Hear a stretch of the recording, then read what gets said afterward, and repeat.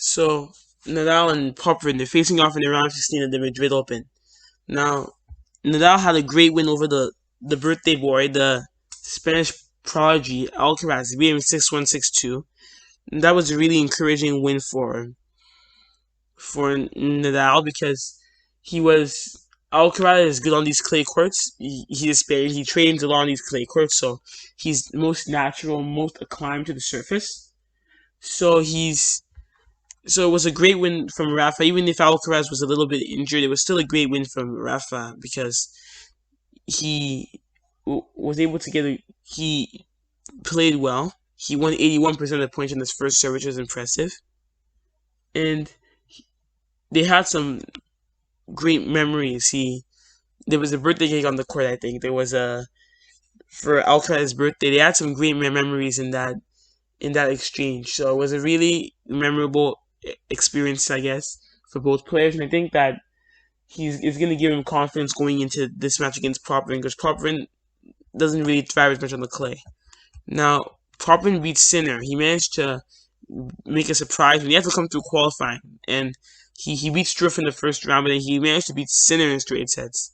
And that was a little bit of a shock, considering that he's not the best clay courter, and he's not as good on the clay courts. He's had some good results this year. He did well in Singapore, won his first career title, and he beat David Goffin in the first round of the Australian Open. So a good win for him, and so he's good. He's playing well, but it's just that he's not as good on the clay courts because his flatter strokes don't translate well as well to the clay as they do to hard courts. So it's just something that we have to keep an eye on. Now, Nadal and Popyrin have never met, so they have a 0-0 head-to-head. So my prediction here, I think it's going to be a straight set win for Rafa. I think that Rafa's playstyle is way better on the clay than Popyrin's playstyle. I think that Popyrin doesn't have the experience yet to be Rafa, and not only that, he's also not his playstyle just doesn't work as well on the clay, and Rafa sent a signal out in his last match, showing that he's like ready to take on anybody in the draw. And this year he's also had some. He just recently won a title in Barcelona too, so he's showing that he's getting back to his best, and his best is not a level that many people can compete with. So I'm gonna go with Rafa and straight for this match.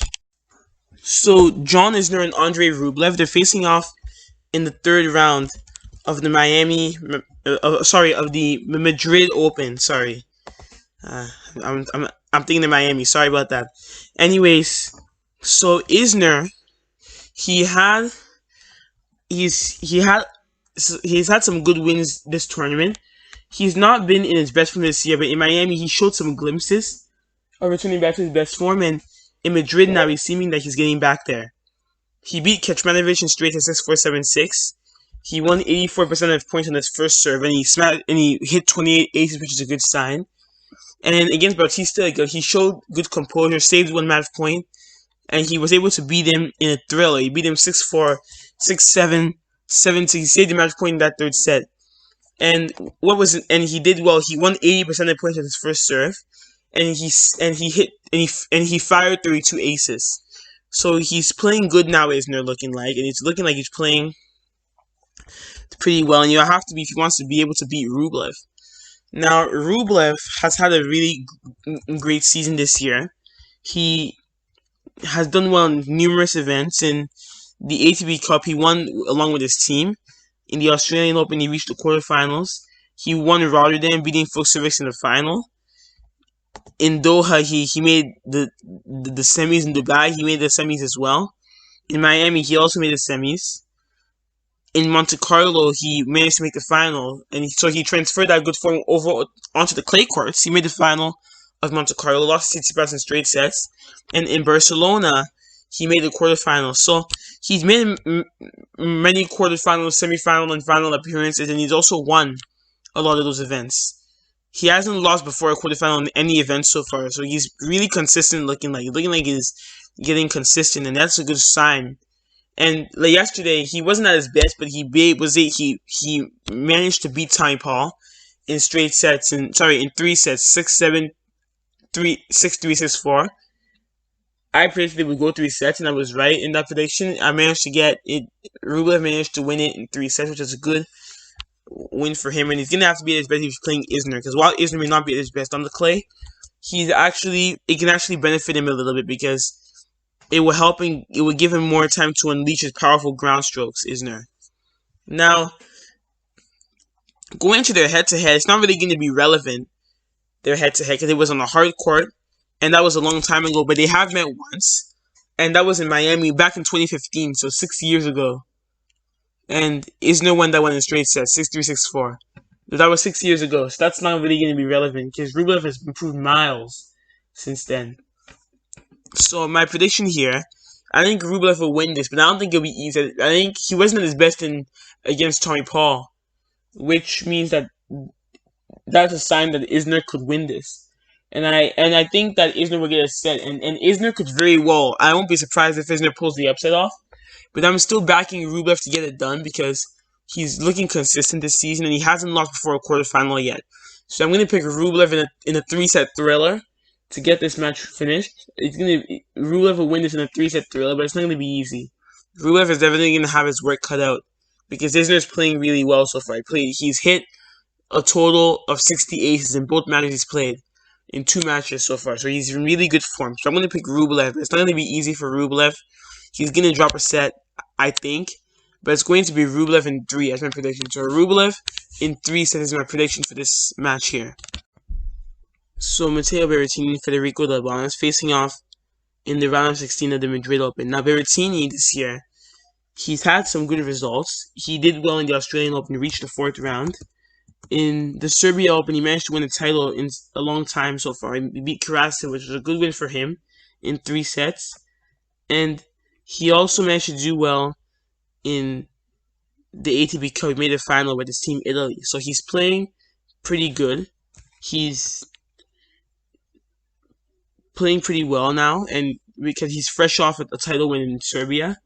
And he's also had a good win against Fognini in straight to 6-3, 6-4. And while Fognini can be a little bit unpredictable, it was nonetheless a good win for Berrettini. So he'll be confident about his chances against Del Bonis because Del Bonis is a little bit, I don't want to say he's weaker, but he's doing well. He's won a lot of titles now. He won Serbia, and he had a good win last time against Fognini. So he's going to be confident that he's in good form to take on Del Bonis. Now, Del Bonis have to come for the qualifying. He came through without dropping a set in the qualifying, and he beat Carreño Bustos. He had to come back from like a huge deficit in the second and third sets, but he came through. And today he played Ramos Vinolas and beat him 7-6, 6-3. So a good win for Del Bonis again. Shows that he's playing well. Shows that he's in good form, and it's a good win for him. And he gets to play Berrettini this year. Del Bonis has also had some decent results. He made the semis in the Chile Open, which was a good sign. So he's not lacking in confidence. He's had some good wins, and he's much better on the clay. So that's a good sign. And he also made the quarterfinals of the Serbia Open. So Del Bonis, because he has a lefty forehand, he has a similar playing style to that of Rafael Nadal, a little bit of a similar playing style. He has his lefty forehand, his topspin forehand, it thrives on these clay courts. So he'll be confident about his chances to win. Now, Federico Del Bonis and Matteo Berrettini, they've never met, so they have a 0-0 head-to-head. So my prediction here, I think it's going to be a 3-set win for Del Bonis, and I'll tell you why. Del Bonis, I think, is better on these clay courts than Berrettini. His lefty forehand is rewarded on the clay courts, and Berrettini also, sometimes he can be unpredictable. Sometimes he may do well, sometimes he may not do as well. And I feel like a player of Del Bonis' quality, I feel like he really had the weapons to trouble Berrettini. In fact, I think I will go with him for the upset because he's playing well. He played really well in his last 2 matches, beat quality opponents. So I'm gonna pick I'm gonna pick Del Bonis to win this in a 3-set match. Del Bonis in 3 is my prediction. So Dan Evans and Alexander Zverev, they're facing off in the round of 16 of the Madrid Open. Now, Evans has had some good results on the clay this year. He reached the semis in Monte Carlo, which was a shock because we thought at first that he's only a hard court specialist, but now we know that he's also good on the clay courts. And he's not only that, he's had some good wins also on the clay. He beat Shardy in 3 sets. Then he now was managed to beat Millman, coming from a set down, beat him in 3 sets. So he's really having some good wins so far on the clay. He's having some good results on the clay. And this year overall has been a good year for Evans. He made the final he actually won the Madrid River Open. And he's actually good. He's doing better on the clay. And not only that, he's also had an overall of a good year as well. Now Zverev, he has had a mixed year. He's had some good results mixed with some bad ones. Last tournament he lost to Vashka in 3 sets, which was a little bit of a shame because we thought it was his home tournament, he would do well. And in Miami he lost early, but he managed to do well. A quarterfinal appearance at the Australian Open, a semi-final appearance at the ATP Cup, and a title win in Mexico shows that he has had some good results. And he was impressive over his win over Kei Nishikori, 6-3, 6-2. So he's looking impressive so far, and he's not looking like he's too... He may not be as consistent, but he's looking a little bit better in this tournament. Now Zverev and Evans, they've actually only met once. And Evans won that one. That was in the US Open, on the hard court though, but he won it in 4 sets. So my prediction here, I know a lot of people will expect Zverev to win, but I'm going to pick Evans because I think Evans, he has an unorthodox play style. I think he can overwhelm Zverev because Zverev may not be used to his play style, Evans. So I'm actually going to pick Evans because I think he has an unorthodox way of playing. I think that's going to overwhelm him, and I think that Zverev is the type of player that is a little bit inconsistent. You can be able to break down. So I'm going to pick Evans to win this in 3 sets.